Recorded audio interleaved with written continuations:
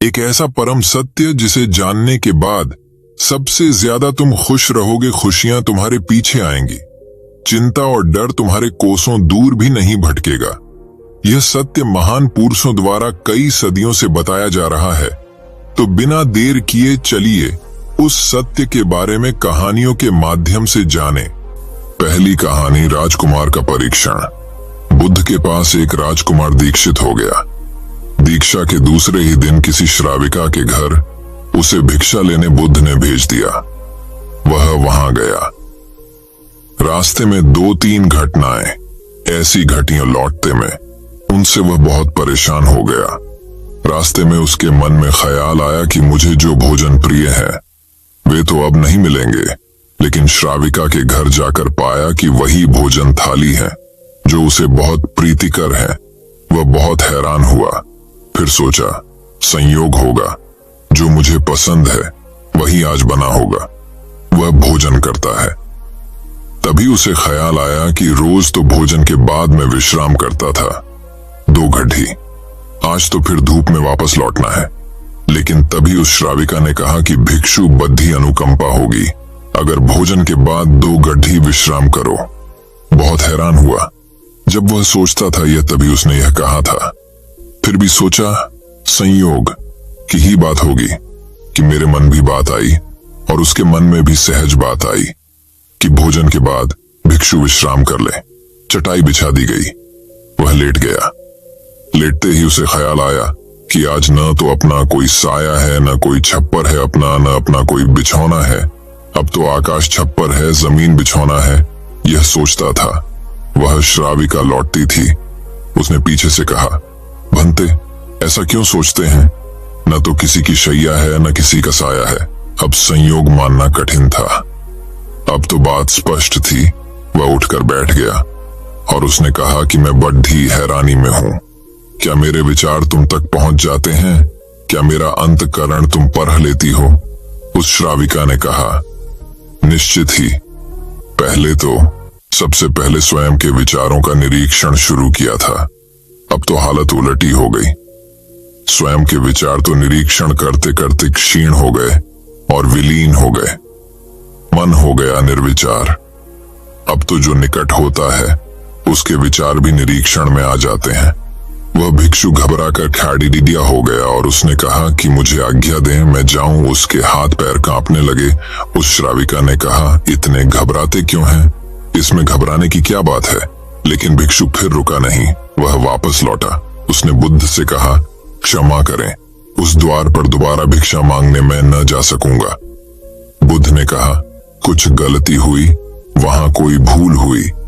उस भिक्षु ने कहा, न तो भूल हुई न कोई गलती, बहुत आदर सम्मान, और जो भोजन मुझे प्रिय था वह मिला। लेकिन वह श्राविका, वह युवती दूसरे के मन के विचारों को परख लेती है। ये तो बड़ी ही खतरनाक बात है, क्योंकि उस सुंदर युवती को देखकर मेरे मन में तो काम वासना भी उठी, विकार भी उठा था। वह भी परख लिया गया होगा। अब मैं कैसे वहां जाऊं? कैसे उसके सामने खड़रडहा होऊंगा? मैं नहीं जा सकूंगा, मुझे क्षमा करें। बुद्ध ने कहा, वहीं जाना पड़ेगा। अगर ऐसी क्षमा मांगनी थी तो भिक्षु नहीं होना था। जानकर वहां भेजा है, और जब तक मैं न रोकूंगा तब तक वहीं जाना पड़ेगा। महीने 2 महीने, वर्ष 2 वर्ष, निरंतर यही तुम्हारी साधना होगी। लेकिन होश पूर्वक जाना, भीतर जागे हुए जाना और देखते हुए जाना कि कौन से विचार उठते हैं, कौन सी वासनाएं उठती हैं, और कुछ भी मत करना। लड़ना मत, जागे हुए जाना, देखते हुए जाना। भीतर की क्या उठता है, क्या नहीं उठता। वह दूसरे दिन भी वहीं गया। सोच लें, उसकी जगह आप ही जा रहे हैं, और वह श्राविका आपका मन परख लेती है। और वह बहुत सुंदर है, बहुत आकर्षक है, बहुत सम्मोहक है, और वह मन परख लेती है। आप कहाँ मन न परखती होती, यह आपको पता ना होता, तो फिर मन में आप कुछ भी करते। आज क्या करेंगे? आज आप ही जा रहे हैं उसकी जगह भिक्षा मांगने। रास्ते पर आप हैं। वह भिक्षु बहुत खतरे में है। अपने मन को देख रहा है, जागा हुआ है। आज पहली दफा जिंदगी में वह जागा हुआ चल रहा है। सडीडीडियाचक पर जैसे जैसे उस श्राविका का घर करीब आने लगा, उसका होश बढ़ने लगा। भीतर जैसे एक दिया जलने लगा और चीजें साफ दिखाई पड़ने लगीं और विचार घूमते हुए मालूम होने लगे, जैसे उसकी सीढ़ियां चरहा। एक सन्नाटा छा गया भीतर, होश परिपूर्ण जग गया। अपना पैर भी उठाता है तो उसे मालूम पड़ रहा है, श्वास भी आती जाती है तो उसके बोध में है। जरा सा भी कंपन विचार का भीतर होता है, लहर उठती है कोई वासना की, वह उसको दिखाई पड़ रही है। वह घर के भीतर प्रविष्ट हुआ, मन में और भी गहरा शांत हो गया।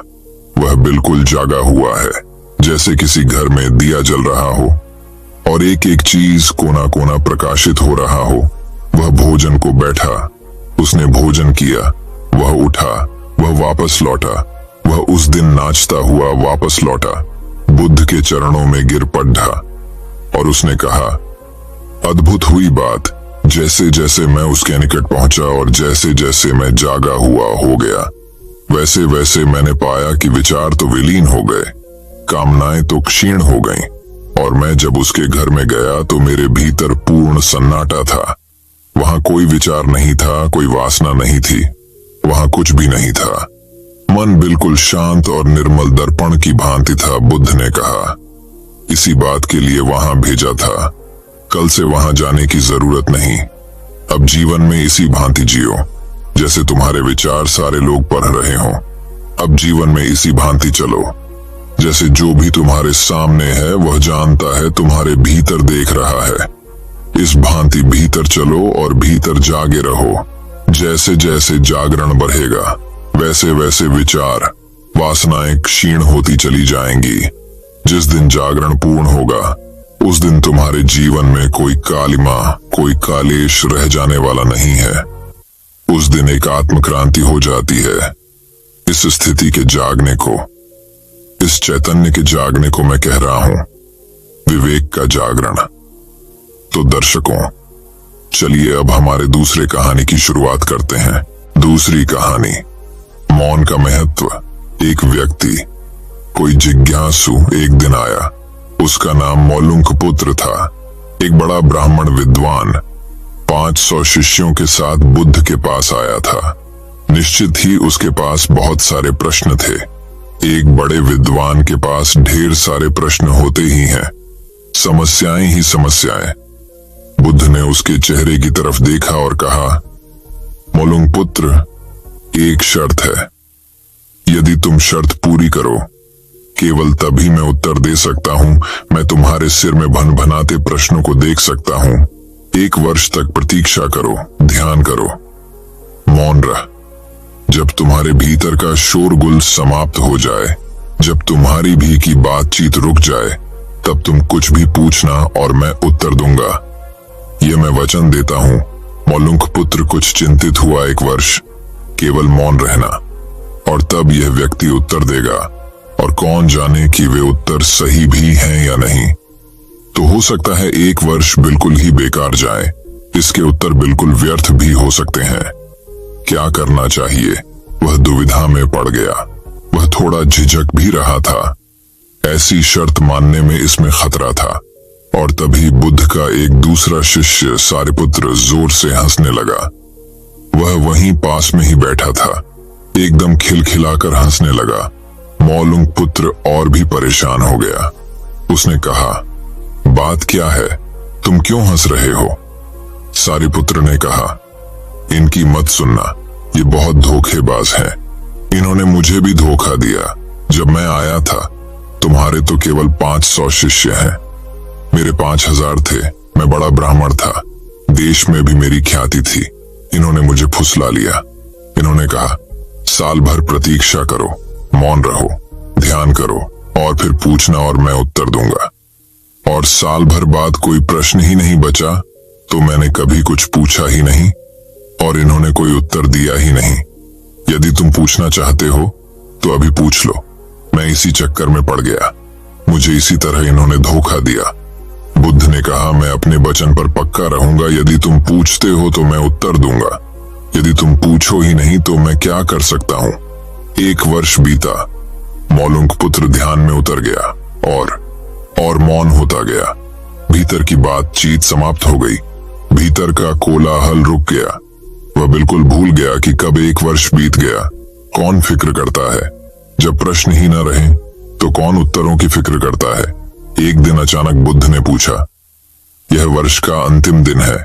इसी दिन तुम 1 वर्ष पहले यहाँ आए थे और मैंने तुम्हें वचन दिया था कि 1 वर्ष बाद तुम जो पूछोगे मैं उत्तर दूंगा। मैं उत्तर देने को तैयार हूं। अब तुम प्रश्न पूछो। मौलुंक पुत्र हंसने लगा और उसने कहा, आपने मुझे भी धोखा दिया। वह सारिपुत्र ठीक कहता था। अब कोई प्रश्न ही पूछने के लिए नहीं रहा, तो मैं क्या पूछूं? मेरे पास पूछने के लिए कुछ भी नहीं है। असल में यदि तुम सत्य नहीं हो तो समस्याएं होती हैं और प्रश्न होते हैं। फिर तुम्हारे झूठ से पैदा होते हैं। तुम्हारे स्वप्न, तुम्हारी नींद से वे पैदा होते हैं। जब तुम सत्य, प्रामाणिक, मौन समग्र होता हो, वे तिरोहित हो जाते हैं। मेरी समझ ऐसी है कि मन की एक अवस्था है जहां केवल प्रश्न होते हैं और मन की एक अवस्था है जहां केवल उत्तर होते हैं और वे कभी साथ साथ नहीं होते। यदि तुम अभी भी पूछ रहे हो तो तुम उत्तर नहीं ग्रहण कर सकते। मैं उत्तर दे सकता हा, लेकिन तुम उसे ले नहीं सकते। यदि तुम्हारे भीतर प्रश्न उठने बंद हो गए हैं तो मुझे उत्तर देने की कोई जरूरत नहीं है। तुम्हें उत्तर मिल जाता है, किसी प्रश्न का उत्तर नहीं दिया जा सकता है। मन की एक ऐसी अवस्था उपलब्ध करनी होती है जहां कोई प्रश्न नहीं उठते। मन की प्रश्न रहित अवस्था ही एकमात्र उत्तर है। यही तो ध्यान की पूरी प्रक्रिया है। प्रश्नों को गिरा देना, भीतर चलती बातचीत को गिरा देना। जब भीतर की बातचीत रुक जाती है तो ऐसा असीम मौन छा जाता है। उस मौन में हर चीज का उत्तर मिल जाता है। हर चीज सुलझ जाती है। शाब्दिक रूप से नहीं, अस्तित्वगत रूप में सुलझ जाती है। कहीं कोई समस्या नहीं रह जाती है। तो दर्शकों, चलिए अब हमारे तीसरी कहानी की शुरुआत करते हैं। तीसरी कहानी। बुद्ध के शिष्यों में एक शिष्य था, अनाथ पढ़ता। वह धनी व्यक्ति था। उसका यह नाम इसलिए पड़ गया था कि वह रोज सुबह सुबह अपने घर के बाहर अच्छा भोजन बनाकर बैठ जाता था। उसके पास जो आता था उसे वह खिलाता था। वह अनाथों के पिंड को भरता था, अर्थात सबका पेट भरता था। इसलिए उसका नाम अनाथ पढ़ता पड़ गया। वह अपने काम और नाम से प्रसिद्ध हो गया था। उसका यश दूर दूर तक फैल गया था। बुद्ध ने भी उसकी ख्याति सुन रखी थी। बुद्ध उन दिनों अपने हजारों सन्यासी भिक्षुओं के साथ वैशाली नगर में उपदेश दे रहे थे और लोगों को असीम शांति प्रदान कर रहे थे। अनाथ पढ़ता को मालूम पड़ा कि मेरे नगर के पास ही बुद्ध अपने अनेक शिष्यों के साथ आए हुए हैं। वह उनके दर्शन करने गया। वहां पहुंचने पर उसे बुद्ध के दर्शन हो गए। बुद्ध शांति, आनंद और प्रेम की मूरत थे। चेहरे पर मंद मंद मुस्कुराहट थी। उनके वस्त्र पीत रंग के थे और सिर पर जटाएं थीं। वे बहुत ही मीठा और नग्नता पूर्वक बोल रहे थे। उनको सैकड़ों लोग बिल्कुल शांत होकर सुन रहे थे। बुद्ध की शांति और आनंद उनके हृदय में उतर रहा था। सत्संग समाप्त हुआ। अनाथ पढ़ता करीब आया, बुद्ध के चरणों में नमस्कार किया और कहा, मैं अनाथ पढ़ता हूं। कहो कैसे आए? मैं चाहता हूं कि आप मेरे नगर में पधारें। वहां के लोग आपके धर्म उपदेश को सुनकर लाभान्वित हों और उनका जीवन आनंद से भर जाए। बुद्ध ने कहा, ठीक है, मैं आऊंगा। तुम व्यवस्था बना लेना। अनाथ पढ़ता बहुत प्रसन्न हुआ।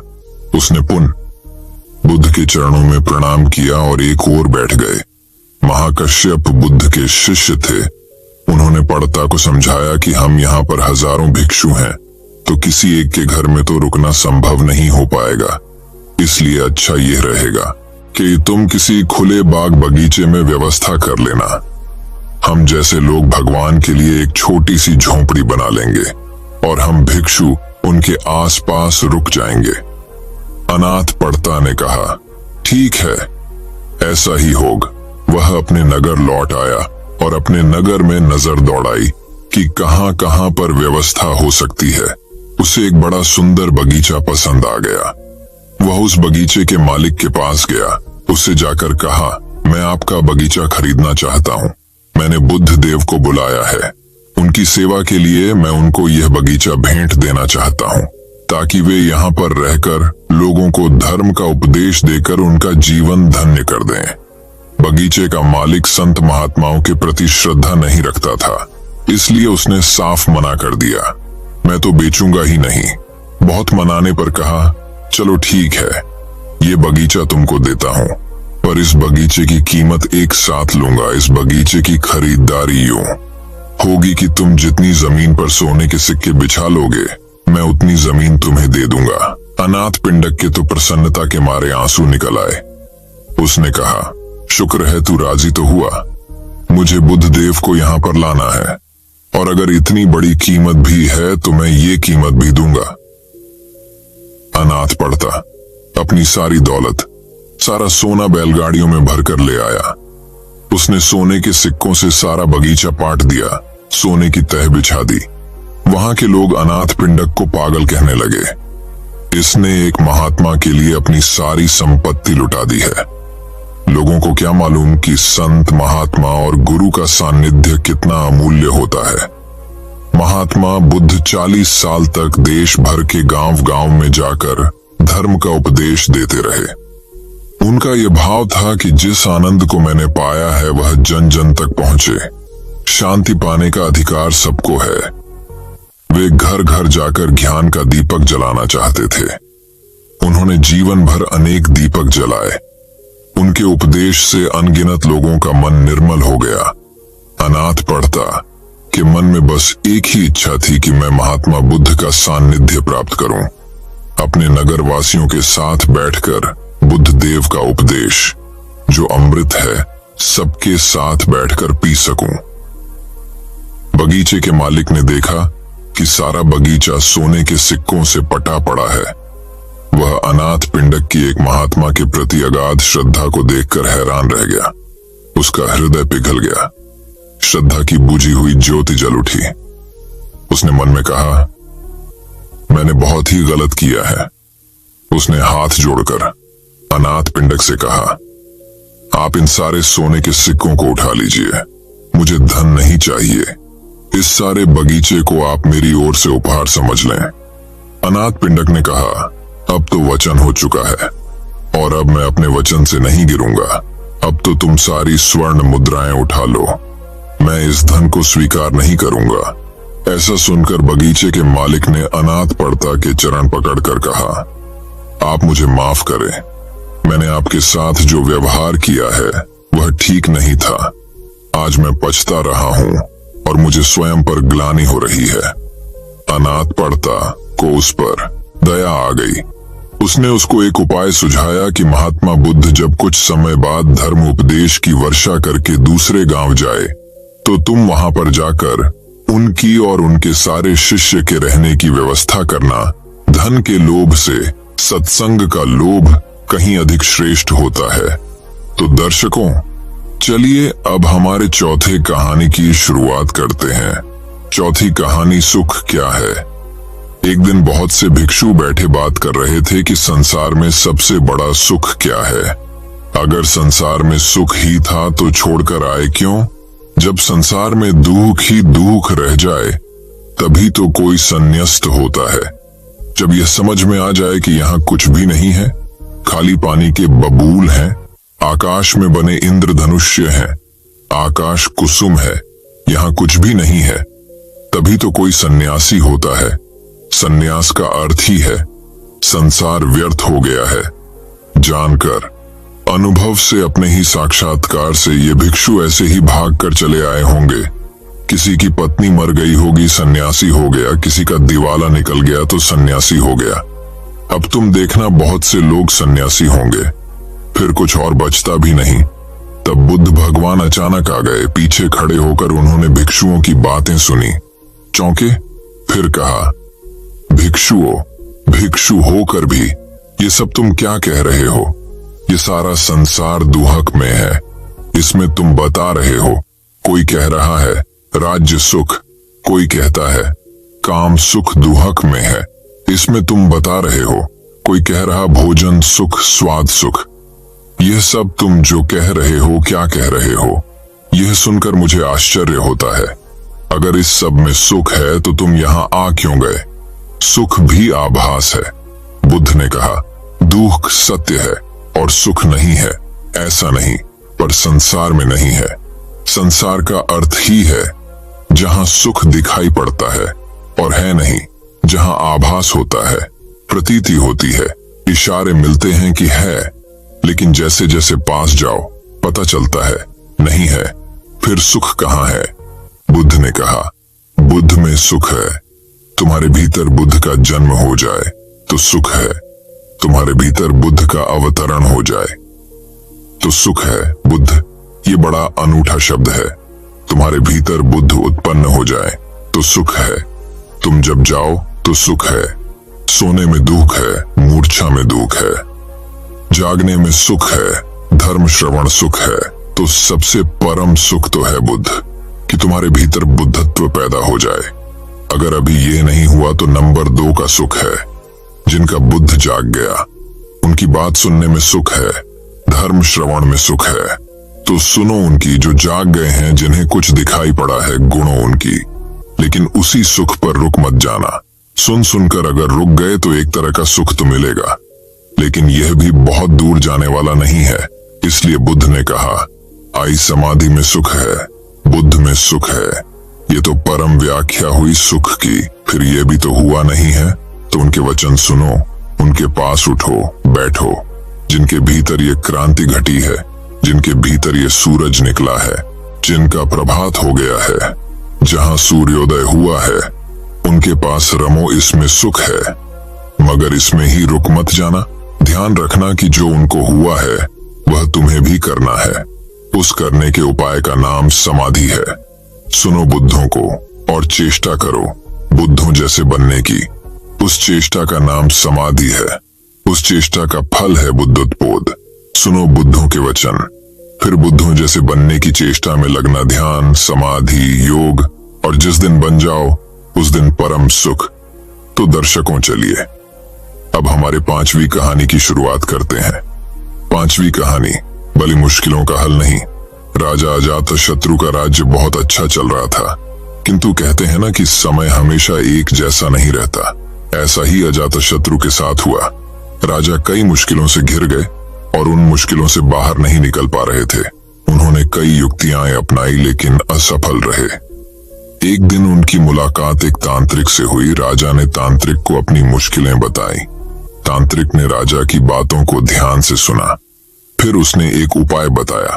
तांत्रिक ने कहा, आपको पशु बलि देनी पड़ेगी, तभी आपकी मुश्किलों का समाधान होगा। पहले तो राजा काफी सोच विचार में पड़ गया, लेकिन उन्हें जब कोई भी रास्ता न दिखा तो उन्होंने तांत्रिक की बात मान ली। तांत्रिक के कहे एक बड़ा अनुष्ठान किया गया। पशुओं को मैदान में बलि देने के लिए बांध दिया गया। संयोगवश उस समय महात्मा बुद्ध राजा के नगर में पहुंचे। वे उसी स्थान से गुजर रहे थे जहां पर राजा ने अनुष्ठान कराया था। महात्मा बुद्ध ने जब देखा कि निर्दोष पशुओं की बलि दी जाने वाली है तो वे राजा के पास गए और बोले, राजन, आप इन निर्दोष पशुओं को क्यों मारने जा रहे हैं? राजा बोले, महात्मा जी, मैं इन्हें मारने नहीं अपितु राज्य के कल्याण के लिए इनकी बलि देने जा रहा हूं, जिससे सारे राज्य का कल्याण होगा। महात्मा बुद्ध बोले, क्या किसी निर्दोष जीव की बलि देने से किसी का भला भी हो सकता है? थोड़ा सा रुककर महात्मा बुद्ध ने जमीन से एक तिनका उठाया और राजा को देते हुए बोले, इसे तोड़कर दिखाएं। राजा ने तिनके के 2 टुकड़े कर दिए। बुद्ध बोले, इसे अब पुनः जोड़ दें। लू। राजा बोले, महात्मा जी, यह आप कैसी बातें कर रहे हैं? इसे तो अब कोई भी नहीं जोड़ सकता। तब बुद्ध राजा को समझाते हुए बोले, राजन, जिस प्रकार इस तिनके के टूट जाने के बाद आप इसे नहीं जोड़ सकते, ठीक उसी प्रकार जब आप इन पशुओं की बलि देंगे तो यह निर्दोष जीव आपके कारण मृत्यु को प्राप्त होंगे और इन्हें आप दोबारा जिंदा नहीं कर सकते, बल्कि इनके मरने के बाद आपको जीव हत्या का दोष लगेगा। और आपकी मुश्किलें कम होने के बजाय और भी कहीं अधिक बढ़ जाएंगी, क्योंकि किसी भी निर्दोष जीव को मारकर कोई भी व्यक्ति खुशी नहीं प्राप्त कर सकता। आपकी समस्या का हल निर्दोष जीवों को मारने से कैसे हो सकता है? आप राजा हैं, आपको सोच विचार कर निर्णय लेना चाहिए। अगर आप सच में अपनी मुश्किलों का हल चाहते हैं तो दिमाग से काम लीजिए। मुश्किलें तो आती जाती रहती हैं, यही जिंदगी का सच है। किसी निर्दोष जीव को मारने से समस्याएं नहीं समाप्त होंगी, बल्कि उसका हल आपको बुद्धि से ही निकालना होगा। बुद्ध की बात सुनकर अजातशत्रु उनके चरणों में गिर पड़े और अपनी भूल की क्षमा मांगने लगे। अजातशत्रु ने ऐलान करा दिया कि अब से उनके राज्य में किसी निर्दोष जीव की हत्या नहीं की जाएगी। दोस्तों, मैं उम्मीद करता हूं कि यह कहानी सुनने से आपके जीवन में अच्छे बदलाव आए होंगे। आपको इस वीडियो से क्या सीखने मिला, ये कमेंट करके जरूर बताइए और अपने परिवार, दोस्तों या आपके करीबी इंसान के साथ ये कहानी शेयर करके उन्हें भी इस ज्ञान से परिचित करवाए। बाकी अगर आपको ये वीडियो दिल से अच्छी लगी हो तभी इस वीडियो को लाइक कर देना, और आपने अब तक इस चैनल को सब्सक्राइब न किया हो तो चैनल को सब्सक्राइब भी जरूर कर देना। आपका हर दिन शुभ हो और खुशियों से आपका जीवन भरा रहे। धन्यवाद। नमो